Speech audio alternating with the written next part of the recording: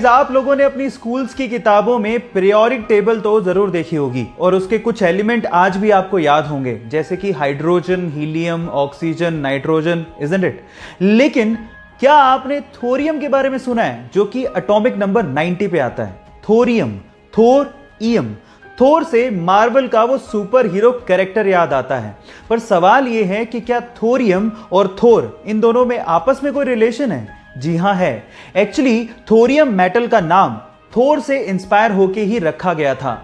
लेकिन आपकी जानकारी को थोड़ा और बढ़ा देता हूं। By the way, German mythology में थोर को द गॉड ऑफ थंडर कहा जाता है और एक्चुअली उसी से इंस्पायर्ड होके थोरियम मेटल का नाम रखा गया था। है ना ये इंटरेस्टिंग फैक्ट? क्या इसके पहले तक ये फैक्ट आप जानते थे? और अगर नहीं जानते थे तो चैट सेक्शन में लिखना मत भूलिएगा। यह सच्ची घटना है गुजरात के वडोदरा के अंतोली गांव की, जहां पर एक किसान एक गाय को लेके आया और उसने उस गाय को अपने घर में बांध दिया।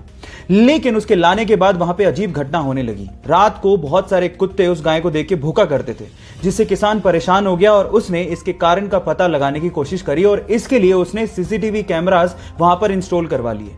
लेकिन जब सीसीटीवी कैमरास के फुटेज सामने आए तो वो किसान देख के हैरान रह गया। हर रात को एक तेंदुआ यानी कि लेपर्ड उस गाय से मिलने आया करता था। जब किसान ने इसकी अच्छे से छानबीन की तो पता लगा कि जब तेंदुआ छोटा था तो उसकी मां की मृत्यु हो गई थी और उसके बाद से इसी गाय ने उस तेंदुए को पाला था और इसी वजह से वो तेंदुआ रात में उस गाय से मिलने आया करता था। गाइज, ये जानवर भी एहसान का फर्ज निभाना जानते हैं, जो कि शायद इंसान भूल गए हैं। आपको ये फैक्ट जान के कैसा लगा? चैट सेक्शन में लिखना मत भूलिएगा। लाइफ में सक्सेसफुल होने के लिए सेल्फ कंट्रोल का होना बहुत ज्यादा जरूरी है और अगर आपको लगता है कि आप में सेल्फ कंट्रोल की बहुत ज्यादा कमी है और आप इसे बढ़ाना चाहते हैं तो मेरे पास आपके लिए एक सिंपल सा तरीका है। इसके लिए आपको क्या करना है, अपना डेली रूटीन का वर्क अपने नॉन डोमिनेंट हैंड से करना है। अब ये नॉन डोमिनेंट हैंड क्या होता है? मान लीजिए कि आप अपना सारा काम अपने राइट हैंड से करते हैं, तो इसका मतलब आपका राइट हैंड आपके लिए डोमिनेंट हैंड हो गया। तो इसका मतलब आपका लेफ्ट हैंड आपके लिए नॉन डोमिनेंट हैंड हो गया। अब स्टडीज ये कहती हैं कि जो व्यक्ति अपना ज्यादातर काम अपने नॉन डोमिनेंट हैंड से भी ट्राई करता है, उसका सेल्फ कंट्रोल अपने आप बढ़ने लगता है। गाइस, ये फैक्ट जान के आपको कैसा लगा? चैट सेक्शन में लिखना मत भूलिएगा।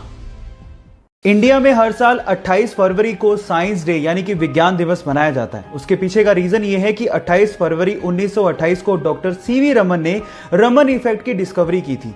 लेकिन अगर मैं आपसे सवाल पूछूं कि स्विट्जरलैंड में साइंस डे कब और क्यों मनाया जाता है, तो आप लोग क्या कहेंगे? डोंट वरी, मैं आपको इसका आंसर देता हूं। स्विट्जरलैंड में हर साल 26 मई को साइंस डे मनाया जाता है और इसके पीछे का रीजन जान के आपको बहुत प्राउड फील होगा, क्योंकि 26 मई 2006 को डॉक्टर एपीजे अब्दुल कलाम ने स्विट्जरलैंड को विजिट किया था और जैसे ही उन्होंने वहां पे कदम रखा, वहां की सरकार ने 26 मई को विज्ञान दिवस घोषित कर दिया। यह फैक्ट जान के आपको कैसा लगा? चैट सेक्शन में लिखना मत भूलिएगा। किशोर दा, मोहम्मद रफी, इनके गाने आज भी बहुत ही ज्यादा सदाबहार हैं, पर आज के यूथ से ये कम ही उम्मीद है कि वो इनके गाने सुनते होंगे क्या। लेकिन जब मैंने 23 वर्षीय केरला के रहने वाले सौरभ किशन की आवाज सुनी और उसने जब मोहम्मद रफी के गाने गाए तो मुझे वो लेजेंडरी मोहम्मद रफी की याद दिला गए।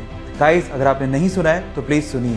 तेरी आँखों के सिवा दुनिया में रखा क्या है, तेरी आँखों के सिवा दुनिया में रखा क्या है। सौरभ 5th ईयर के एमबीबीएस के स्टूडेंट हैं, जिनको इंटरनेट पे उनकी वीडियो वायरल होने के बाद लोग छोटा रफी भी कह रहे हैं। गाइस, आपको इस म्यूजिक सेंसेशन की आवाज सुन के कैसा लगा? चैट सेक्शन में लिखना मत भूलिएगा। गाइस, अगर आप रेड कलर कोक के केन को पानी में डालेंगे तो आप देखेंगे कि वो डूब जाएगा, लेकिन अगर आप डाइट कोक के केन को पानी में डालेंगे तो वो फ्लोट करने लगेगा। सवाल ये कि ऐसा क्यों होता है? आप में से कई लोग शायद ये कहेंगे कि ये मटेरियल की वजह से होता है जो कि कोक के केन को बनाने में यूज हो रहा है, लेकिन गलत। एक्चुअली ये हो रहा है डिफरेंट टाइप की शुगर को यूज करने की वजह से। आपको मैं आपकी जानकारी के लिए बता दूं कि रेगुलर कोक में रेगुलर शुगर यूज की जाती है, जबकि डाइट कोक में एक आर्टिफिशियल स्वीटनर एस्पर्टेम एस्पर्टेम को यूज किया जाता है, जो कि शुगर से काफी गुना ज्यादा मीठा होता है, जिसकी वजह से उसकी बहुत ही कम क्वांटिटी से काम चल जाता है। और इसी एस्पर्टेम की वजह से, क्योंकि उसकी क्वांटिटी बहुत कम यूज हुई है, डाइट कोक पानी के मुकाबले बहुत ही कम डेंस होता है और फ्लोट करने लगता है। क्या इसके पहले तक इफेक्ट आप जानते थे? और अगर नहीं जानते थे तो चैट सेक्शन में लिखना मत भूलिएगा।